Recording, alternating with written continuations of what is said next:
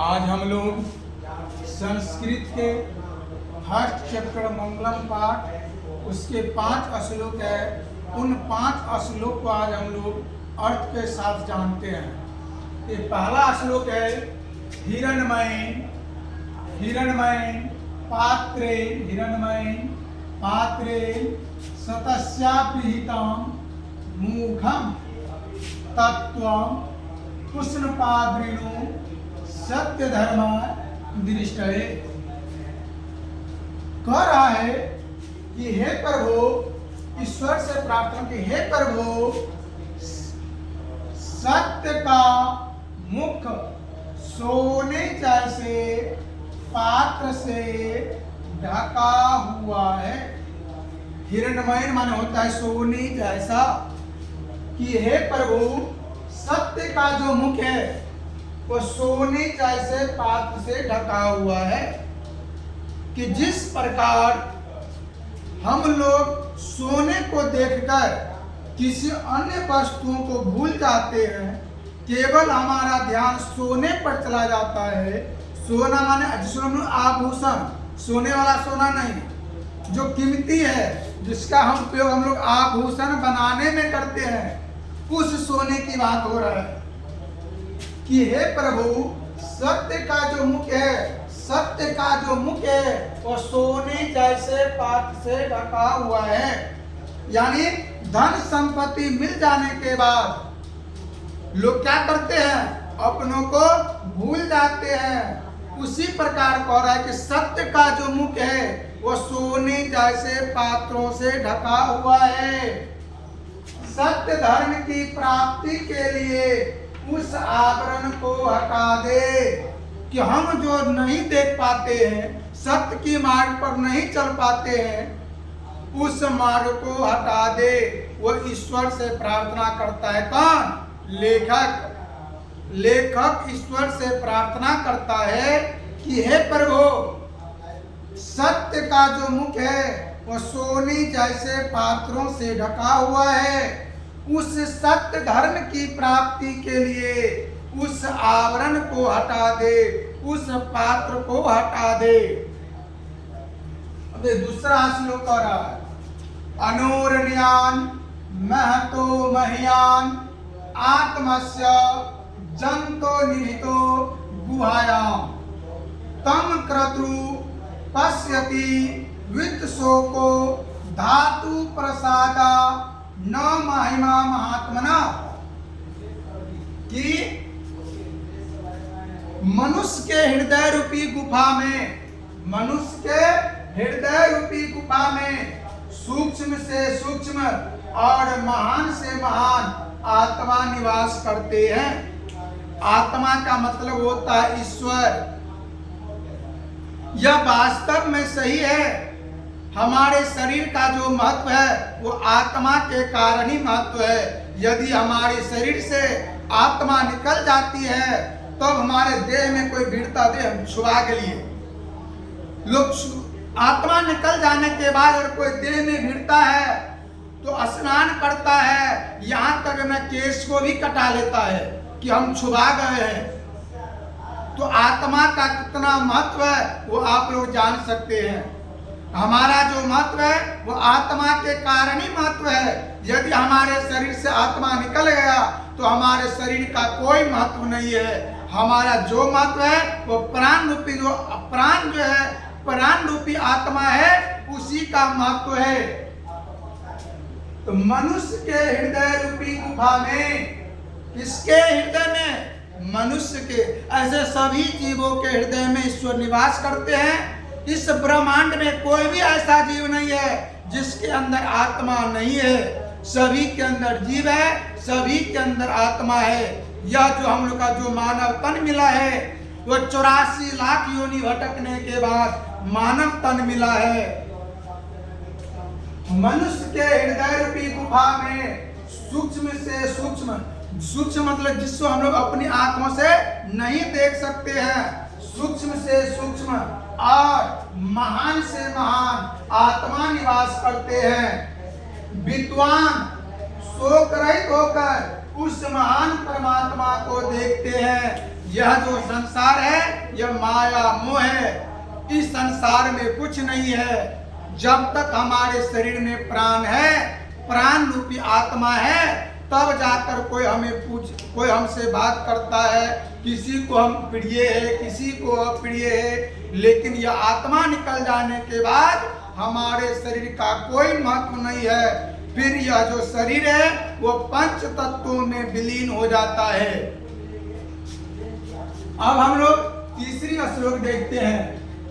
सत्यमेव जयते नानृतम सत्येन पंथा विततो देवयाना एनाक्रम नृत्यसु हयात कामा यत्र तत् सतस्य परम निधानम। कि सत्यमेव जयते, सत्य की जय होती है, असत्य की पराजय होती है। यानी सत्य की जय होती है और असत्य की हार होती है। सत्य के मार्ग से ही देवलोक का रास्ता साफ होता है। कि सत्य के मार्ग से ही देवलोक मानी देवताओं का लोक, ईश्वर के पास जाने का जो रास्ता है वह साफ होता है। ऋषि लोग देवलोक को प्राप्त करने के लिए उस सत्य मार्ग को, सत्य को प्राप्त करते हैं, जहां सत्य का भंडार होते हैं। कि सत्य की जय होती है, असत्य की पराजय होती है, और सत्य के मार्ग से ही देवलोक का रास्ता साफ होता है। ऋषि लोग इसी मार्ग को चयन करके, किस मार्ग को? सत्य के मार्ग को चयन करके देवलोक को प्राप्त करते हैं। इसलिए हम लोगों को भी सत्य के मार्ग पर चलना चाहिए। सदा सत्यम वदति, हमेशा सत्य बोलना चाहिए। बिना सत्य के मार्ग पर चल के हम लोग अपने लक्ष्य को नहीं प्राप्त कर सकते हैं। चौथा श्लोक है, यथा नद्य अस्यन्दमान समुद्रे अस्तम गच्छन्ति नाम रूपे विहाय तथा विद्वान नाम रूपाद विमुक्त प्राप्तम पुरुषमुपैति दिव्या। कि जिस प्रकार, यथा मन होता है जैसे, जिस प्रकार बहती हुई नदियां अपने नाम और रूप को छोड़कर समुद्र में मिल जाती है, उसी प्रकार विद्वान पुरुष अपने नाम और रूप को छोड़कर परम पिता परमेश्वर को प्राप्त करते हैं। अब समझिए, कह रहा है कि जिस प्रकार बहती हुई नदियां अपने नाम और रूप को छोड़कर समुद्र में मिल जाती है। मेरे भाई, नदी चाहे वह कमला नदी हो, कोसी नदी हो, हम अलग अलग है तो यह कमला है, यह कोसी है, यह गंगा है, यह यमुना है, यह सरस्वती है, लेकिन सभी नदी का जो पानी है वह कहाँ मिलती है? समुद्र में मिलती है। समुद्र में मिलने के बाद सारा पानी एक समान हो जाता है। हम नहीं चुन सकते हैं कि यह गंगा का पानी है, यह यमुना का पानी है, यह सरस्वती का पानी है, यह कमला का पानी है।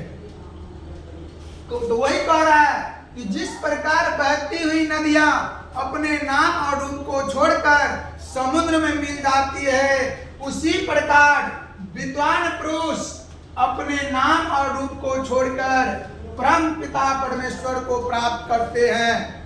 अपने नाम अवलोक हमें क्या कहता है नहीं कहता है, उससे हमको कोई लेना देना नहीं है।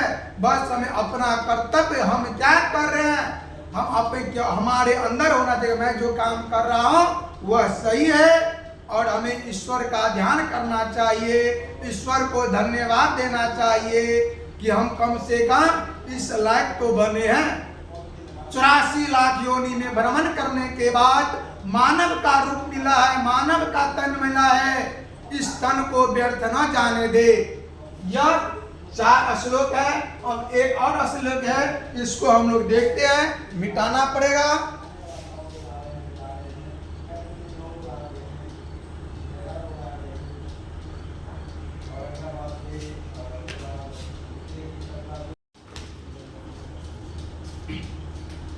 पांचवा श्लोक है, वेदाहमेतम पुरुषम महानतम आदित्यवर्ण तमसा प्रस्तात् तमे विदित्वाति मृत्युमेति नान्य पंथा विद्यते अयनाय। कि मुझे ही महान पुरुष जानो, ईश्वर को कोई देखा नहीं है, और है कि मुझे ही महान पुरुष जानो जो प्रकाश स्वरूप में, जिस रूप में प्रकाश स्वरूप में अंधकार के आगे है। जब सूर्योदय होता है तो अंधकार क्या होता है, खत्म हो जाता है। उसी को जानकर मृत्यु को प्राप्त किया जाता है। इसके अलावा दूसरा कोई मार्ग नहीं है। इस संसार में कोई मरना नहीं चाहता है। अब वृद्ध से वृद्ध, जवान से जवान, बच्चा से बच्चा जो कुछ मरना कहेगा नहीं, हम नहीं मरना चाहते हैं। लेकिन मृत्यु सत्य है। इस संसार में जो आया है उसको एक न एक दिन मरना पड़ेगा, इस संसार को छोड़कर जाना पड़ेगा। तो वही कहेंगे, मुझे ही महान पुरुष जानो जो प्रकाश स्वरूप में अंधकार के आगे है। उसी को जानकर मृत्यु को प्राप्त किया जाता है। इसके अलावा कोई दूसरा मार्ग नहीं है। इस संसार में जो हम लोग आए हैं, जो हम लोग किराए के घर में आए हैं, एक न एक दिन हम लोग को यह घर छोड़कर जाना पड़ेगा। कौन सा घर? जैसा हम लोग अपने काम किए रहेंगे उस ईश्वर के घर जाएंगे। इसलिए हम लोग हमेशा अच्छे रास्तों का चयन करें, अच्छे रास्ते पर चले। बस यह जो 5 श्लोक था, इन 5 श्लोक का हम लोग ने अर्थ जान लिए। अगले वीडियो में हम लोग इस पाठ का जो प्रश्नोत्तर है उस प्रश्नोत्तर को देखेंगे। धन्यवाद।